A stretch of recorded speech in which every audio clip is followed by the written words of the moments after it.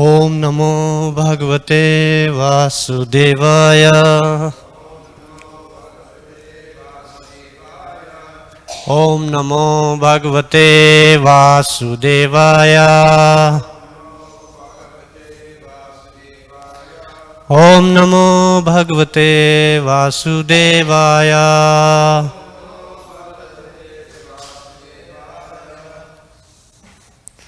Hare Krishna. Reading from Srimad Bhagavatam, Canto 3, Chapter 21. Conversation between Manu and Kardama. And today we have text 3. Text 3.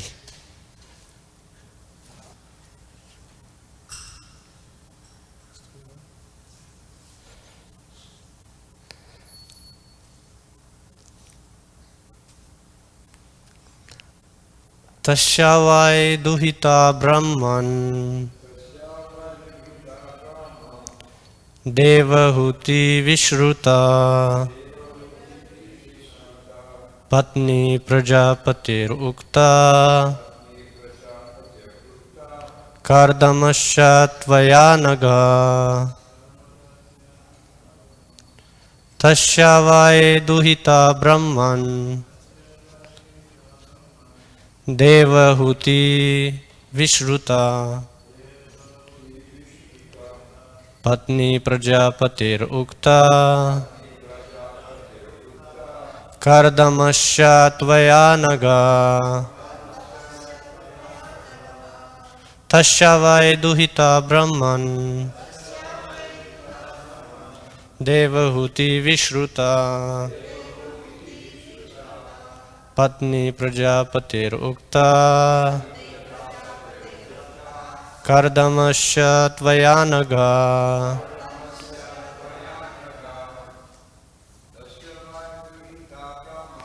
Tasyavai duhita brahman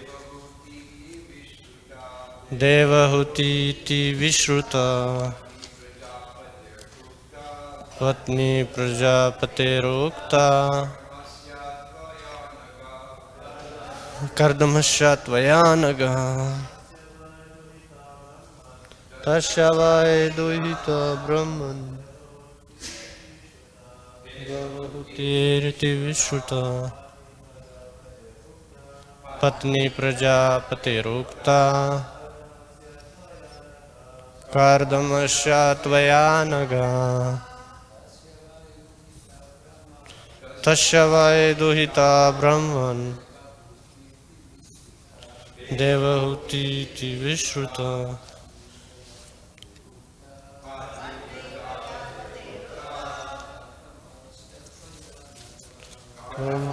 Shatvayanaga. Mataji's. Tasyavai duhita brahman devahuti vishruta patni prajapatir ukta kardamasya tvayanaga. Tasya, of that Manu. Why? Indeed. Duhita, the daughter. Brahman, O holy Brahmana. Devahuti, named Devahuti.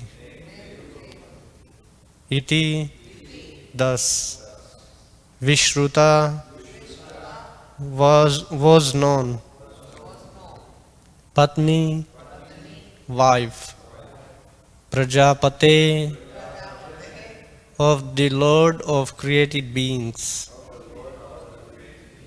Ukta, has been spoken of. Kardamasya, of Kardama Muni. Tvaya, by you. Anaga, O sinless one. Translation and purport by His Divine Grace Abhay Charnarvind Bhaktivedanta Swami Prabhupada Srila Prabhupada Ki Jai. Translation. O holy Brahmana, O sinless one, you have spoken of his daughter, known by the name Devahuti, as the wife of the sage Kardama, the Lord of created beings. Purport. Here we are speaking of Swayambhuva Manu, but in Bhagavad Gita we hear about Vaivasvata Manu. The present age belongs to the Vaivasvata Manu. Swayambhuva Manu was previously ruling, and his history begins from the Varaha age, or the millennium when the Lord Brahma appeared as the boar. There are 14 Manus in one day of the life of Brahma, and in the life of each Manu there are particular incidents. The Vaivasvata Manu of Bhagavad Gita is different from Swayambhuva Manu. Om Jnana-timirandasya Jnananjana-shalakaya Chakshurunmilitam Yena Tasmai Shri Guruve Namaha. Shri Chaitanya Manobhishtam Sthapitam Yena Bhutale Swayam Rupa Kadamahyam Dadati Swapadantikam. Jai Shri Krishna Chaitanya Prabhu Nityananda Shri Advaita Gadadhar Shivasadi Gora Bhakta Vrinda. Hare Krishna, Krishna Krishna, Hare Hare, Hare Rama, Rama Rama, Hare Hare. Vanchakalpatarubhyascha, Kripa Sindhubhya eva cha, Patitanam Pavanebhyo, Vaishnavebhyo, Namo Namah. Hare Krishna. So, here we are hearing about the Manus now. Srimad Bhagavatam talks about 10 different subjects. Sukdev Goswami describes them. Atra sargo visargascha sthanam poshanam uttaya manvantare shanukatha nirodha muktir ashraya. So manvantare shanukatha. So here we are hearing about the Manus now as a part of the creation, and who are further gonna create the progeny, so the planets they can be filled with living entities. And in this specific part we are hearing about Swayambhuva Manu, as in the purport Srila Prabhupada is mentioning that Swayambhuva Manu is different from Vaivasvata Manu. So, who is the Manu in the present time?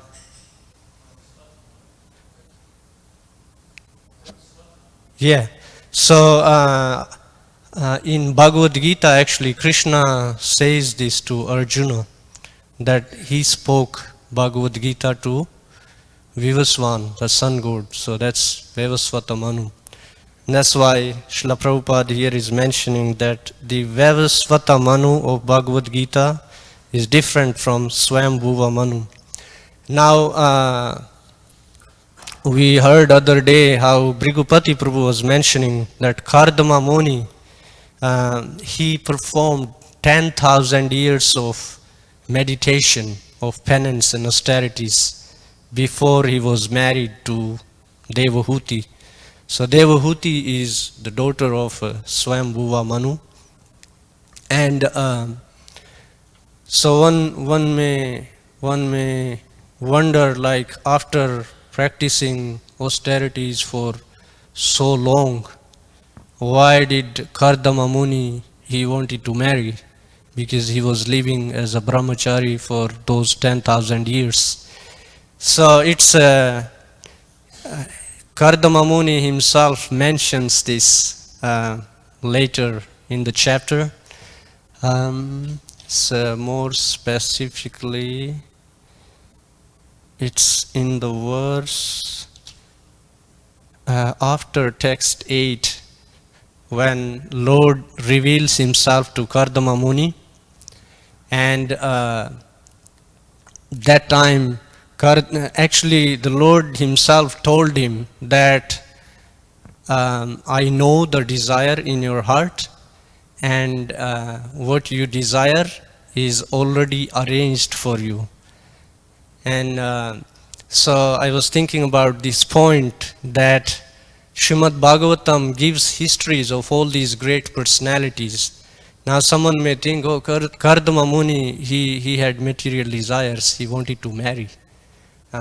Actually, when first time I read Srimad Bhagavatam, this part, I was thinking, you hear about pure devotion everywhere in Srimad Bhagavatam. And then Kardama Muni himself is saying to the Lord that because I have lusty desire, that's why I want to get married. But if you think about it, a person who has material desires, can they actually get to see the Lord face to face? Can they talk to him? So we can understand Kardama Muni is not an ordinary person. And if we consider the times we are talking about, can anyone guess what age this incident happened in? This is talking about Satya Yuga, because he meditated for 10,000 years, and then they lived for many more years after that. So, and it's also mentioned in the second canto, where the chapter where it talks about specific incarnations, and there it's mentioned, even in the purport, Srila Prabhupada mentions here actually, about the history begins from the Varaha age. So Lord Varaha appeared in Satya Yuga, and that's when Swambhuva Manu was there. So Swambhuva Manu, he actually brings his daughter to him. Now he is an emperor. He's ruling over the whole planet. And he's marrying his daughter to this sage who is living in the forest on the bank of a river. And he's just practicing his meditation there. So how many wealthy persons would think of marrying their daughter to a person like that?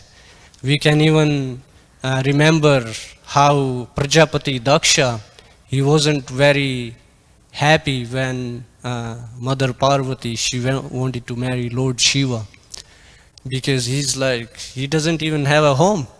So what are you gonna do? So, but we can see the qualities of such a person. In the next verse we will hear Kardama Muni, he's a Mahayogi. He already attained all the 8 mystic perfections of yoga practice. And but because he's so absorbed in his practice, in devotion to the Supreme Lord, so he was able to see the Lord face to face. And the great personalities, ordinary people, they cannot understand their behavior. Many times they act to set examples. Krishna himself says this in the Bhagavad Gita.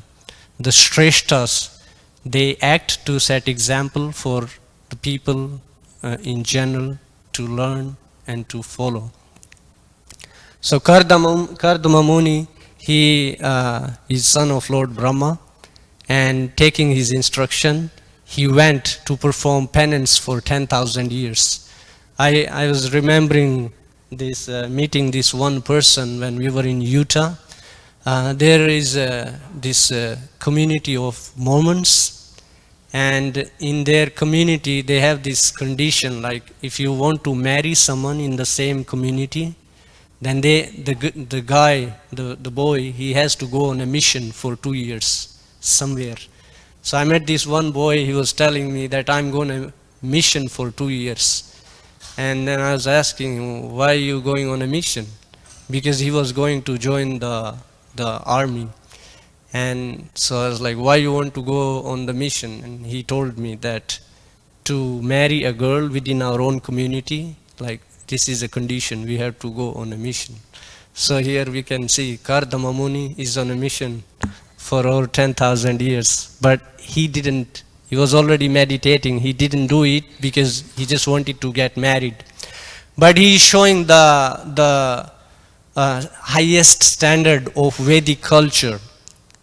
Now, we don't see Vedic culture prevalent these days, and one may wonder why are we studying about this? This is not relevant anymore, right?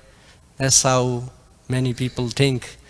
But these are there to show us the highest standards, the ideal situations. So we don't have ideal situation, but it can teach us to aspire for the highest standards. Otherwise, people just get stuck at lower levels and they don't have any higher aspirations.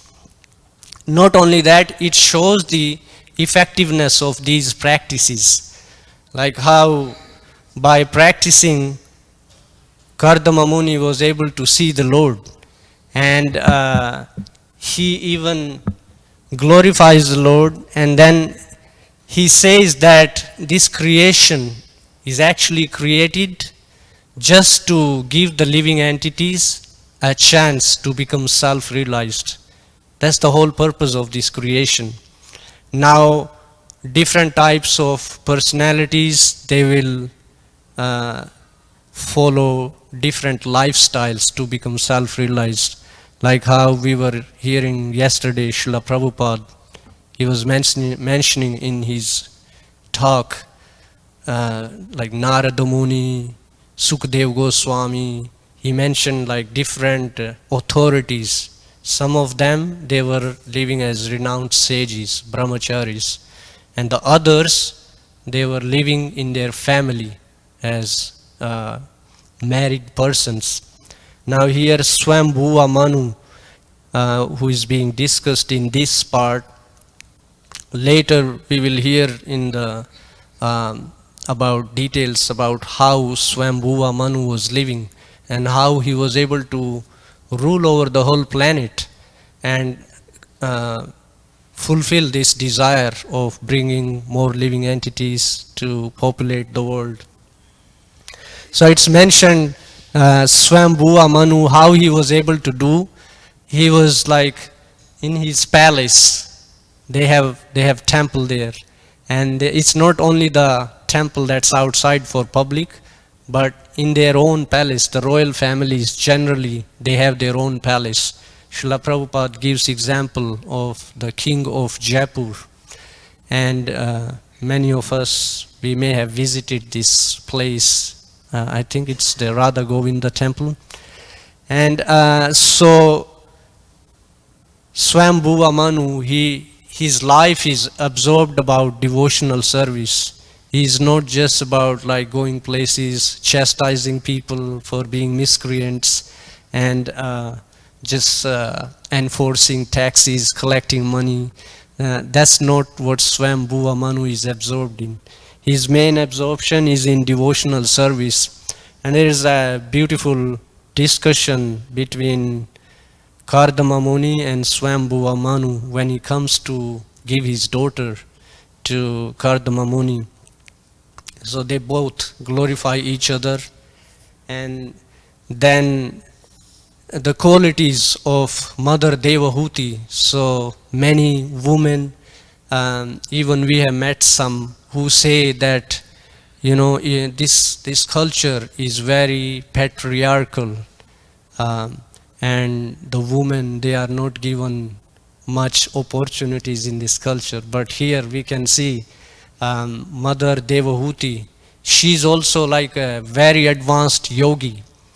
And it's mentioned the reason, we can see the Lord himself, he told Kardama Muni, who was practicing austerities for so long, that this girl is very much qualified to marry you. And the emperor himself will come tomorrow to see you. So we can see these are not like ordinary dealings. When we are reading Srimad Bhagavatam, we have often our materialistic tendencies. They come, and they may make us think, oh, this is like a history or like an imaginative story or something. But we can see these are histories of like a very ancient times, and these are showing the powers of all these processes. And there are these personalities who actually get to see the Lord. It's not like they are just sitting in a meditation and they are imagining some kind of form or whatever their idea of God is. So in the purport here it's mentioned that the form that Kardama Muni saw in his meditation is as described in the Vedic literatures. It's not that Kardama Muni imagined some form on his own. And when Kardama Muni met Swayambhuva Manu, he actually told him that he will accept his daughter. He actually glorifies her, but for her qualities. And he said, yes, I will definitely accept her hand. But he made a condition. He said, like, once he gives birth to first child, then he will leave. He will absorb himself in his devotional practice. And so he wasn't like marrying to stay with the family forever. So Kardama Muni is showing the full picture of the Vedic culture. Like when his father asked him to get married, he went and performed this penance, this meditation, and where he perfected himself. And that's when he got to see the Lord. And Lord himself told him that, this emperor will bring his daughter and you can marry her. She is most suitable person to marry for you. So he accepted that proposal. But still, when he met Swayambhuva Manu, he told him that, yes, this is one of the responsibilities. But my ultimate responsibility is to the Supreme Lord. So after giving birth to the first child, that's what I'm going to do. I'm going to take care of my ultimate responsibilities. Yes. Yeah, he did have. But here he was saying, like, once he has this child, then he's going to go and focus on his. It's here in the purport. I can give you the number. You can read. Like description of in the 17, text 17. So, yeah, he did have 9 daughters and 1 son. But we can see, because they both are qualified, so they could bring higher conscious beings. Now, one of the child that was born was we know Lord Kapila. So there is a book that Srila Prabhupada wrote. Actually, it has lectures given by Srila Prabhupada. And the title of the book was Lord Kapila, the son of Mother Devahuti. So when we were in Australia, we used to distribute this book. And I remember hearing a conversation when Srila Prabhupada came up with this name. Devotees were asking him, why this name? Like, no one knows about Lord Kapila. And but Srila Prabhupada, he said, no, this is the name we're going to use.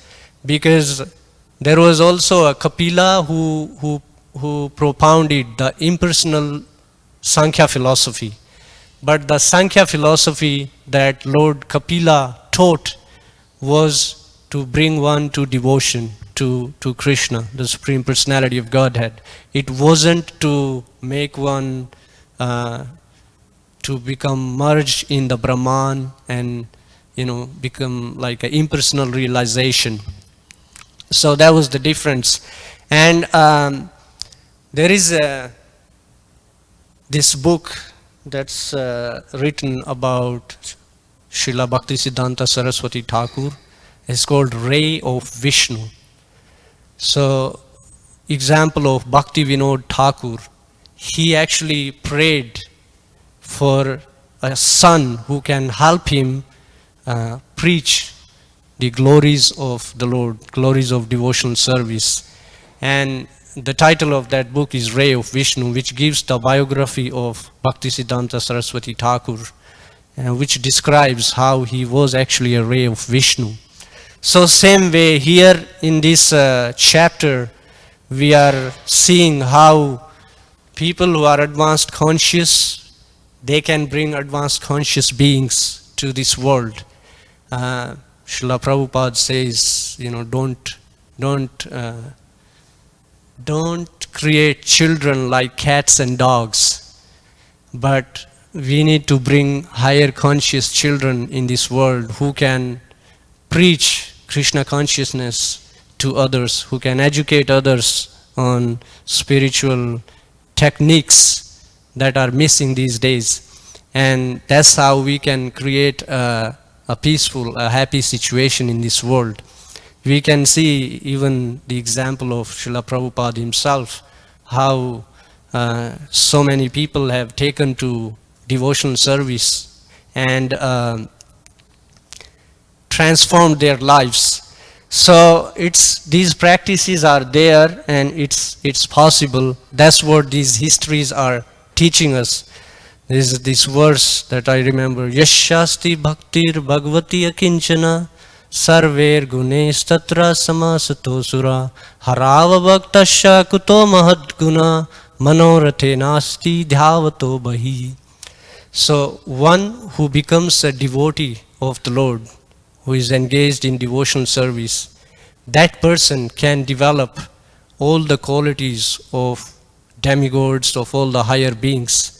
But a person who is not a devotee, harav abhaktasya kuto mahadguna, that kind of person cannot have any good qualities. Why? Because they are just depending on their own imagination, on whatever their mind is projecting at them. And so externally we may see, sometimes we may meet people who look like a gentleman, who have many good qualities, but if you look in the details of their life, you will find so many things that is not a gentleman. And there is this one example, it's there in one of the purports, I think in Bhagavad Gita, that you can distinguish a horse and an ass as soon as they open their mouth. So people may look like very nice and very well behaved from outside, but as soon as they speak, you can see like what are the topics they are talking about. So Srimad Bhagavatam is not that kind of literature. It's totally talking only about pure devotional service. And we may hear about personalities who are family, who have their families, who even are very wealthy. But we should watch ourselves, like seeing those personalities with our materialistic tendencies. And even approaching Srimad Bhagavatam with that kind of mentality. Because it wouldn't allow us to appreciate those personalities for who they are. Like how I was telling for myself, when I first read, I was thinking, man, he has material desires. He want to get married, he want to have kids. And but you see, if Kardama Muni, when first his wife served him for a good period of time, and she's a princess. She became very emaciated, and then Kardama Muni could see that, like I should reciprocate with her. And that's when they decided to have a child. But so they followed all the Vedic procedures, all the samskaras, all the ceremonies. So they are teaching how to have a happy family life, a happy, peaceful situation. But Kardama Muni, because of his powers, he could create he created a plane actually. And this plane, it has it's like a whole city on the plane itself. All the facilities are there. And they actually went for travel on the plane. So when I was reading that part, I was like, okay, now we are like seeing some powers. Um, so, but like coming to our situation in real world. So I was hearing this one lecture by my spiritual master about these topics, and he was giving this example that, when the devotees, they are planning to get married or have family or these kind of things, then sometimes we can have very unrealistic expectations. So he was, in a humorous way, he was saying someone may think I would marry a girl who is like Devahuti. His father, he would bring all these gifts for me and all this wealth and all those things, so I don't have to go to work. And he was giving example that how someone may think that she will cook all the nice preparations. I can invite my friends. We will have kirtan at home. We will have Krishna Katha all the time. And, she will do all this work. So, and then, of course, he was actually saying some brahmachari may think like this.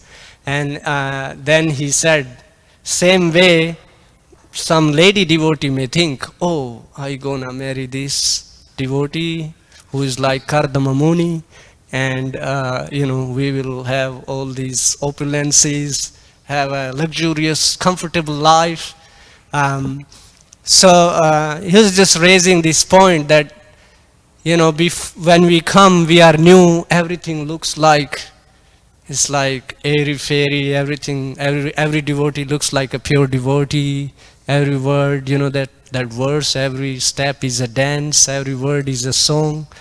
So in the beginning, everything looks like that, and we have these unrealistic expectations. But we all know soon the reality starts to hit us, and we realize, no, maybe I might have to make some arrangements or do this or do that. So the idea is, these histories are there to help us understand how everything works in the spiritual world and in the material world, and how to have proper understanding. That's when one can actually become self-realized. Because if we only understand one aspect and we don't understand the other, then this is how we're gonna be like.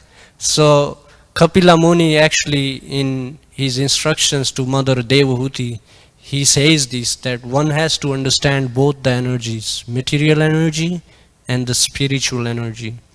And that's when one can actually become self-realized. So just one point about Kapila Muni. When the Lord met Kardama Muni, he himself told him that I will personally myself manifest through the womb of your wife. So these are the kind of personalities, but this is actually a discussion between Vidura and Maitreya Muni.